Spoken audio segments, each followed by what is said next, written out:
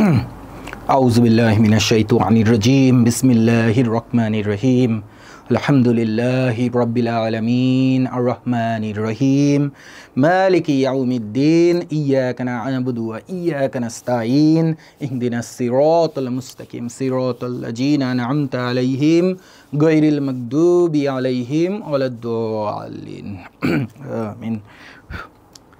আসসালামু আলাইকুম, welcome back to এফকে English. প্রতিবারের মতো আপনাদের সাথে আছি আমি ফয়সাল খান। আজকে আমরা একটা টার্ম শিখব, I am responsible. I am responsible এই কথাটা না বলে আপনি আরও কি উপায়ে বলতে পারেন আই অ্যাম রেসপন্সিবল, মানে আপনি এটার জন্য দায়িত্বশীল।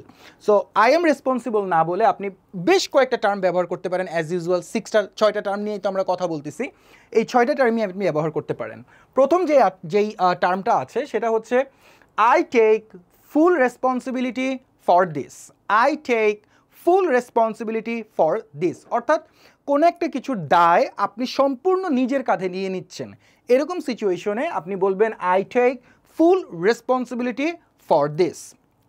ওকে, নাম্বার 2তে আপনি বলবেন I owe up to this.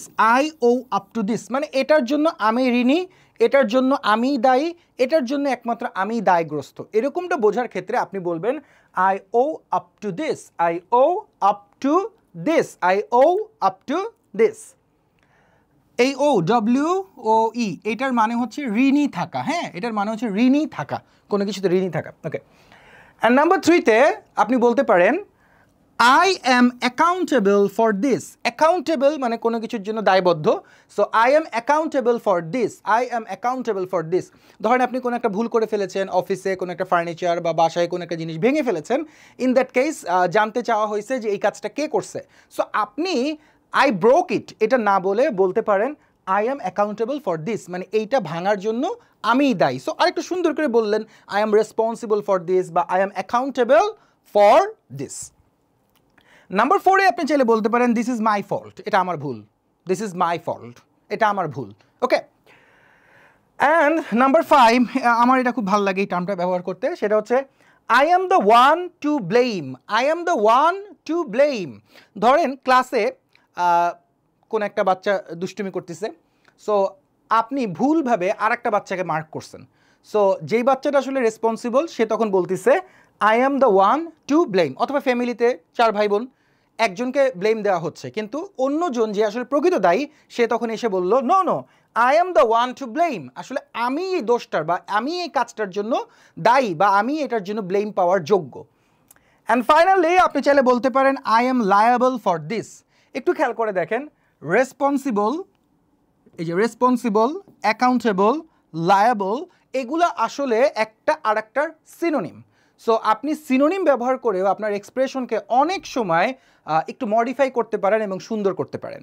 So আমরা আবার একটু দেখি আপনি আই অ্যাম রেসপন্সিবল না বলে কি বলতে পারেন। ওকে, নাম্বার 1-এ আপনি চাইলে বলতে পারেন I take the full responsibility for this. I take the full responsibility for this. Number 2-তে I owe up to this. I owe up to this এটা হয়তো সবাই বুঝবে না, সো যারা বুঝবে, যেই সিচুয়েশনের মানুষগুলো বুঝবে তখনই ব্যবহার করবেন, সব জায়গায় ব্যবহার করার প্রয়োজন নেই। অ্যান্ড নাম্বার 3-তে I am accountable for this. I am accountable for this. So I am accountable for this আর I am liable for this, same, that's synonyms. And number 4-এ আপনি চাইলে বলতে পারেন দিস ইজ মাই ফল্ট, একদম ধরেন কাটকট্টার মতো যদি কথা বলেন দিস ইজ মাই ফল্ট। ওকে, এরকম। And 5 number I am the one to blame. Personally আমার কাছে এটা সবচেয়ে ভালো লাগে, যখন কোনো একটা সিচুয়েশনে প্রকৃত দোষী খুঁজে পাওয়া যায় না বা প্রকৃত দোষী হাইড হয়ে থাকে, তখন আমি মনে করি এই কথাটা বলাই সবচেয়ে শ্রেয়, I am the one to blame. Okay, this is all for today. এবং আপনার যদি কাউকে ব্লেম দিতে ইচ্ছা করে তাহলে আপনি বলবেন you are the one to blame. Okay, ভালো থাকবেন, সুস্থ থাকবেন। আসসালামু আলাইকুম, হাস্তা লা ভিস্তা, আল্লাহ হাফেজ।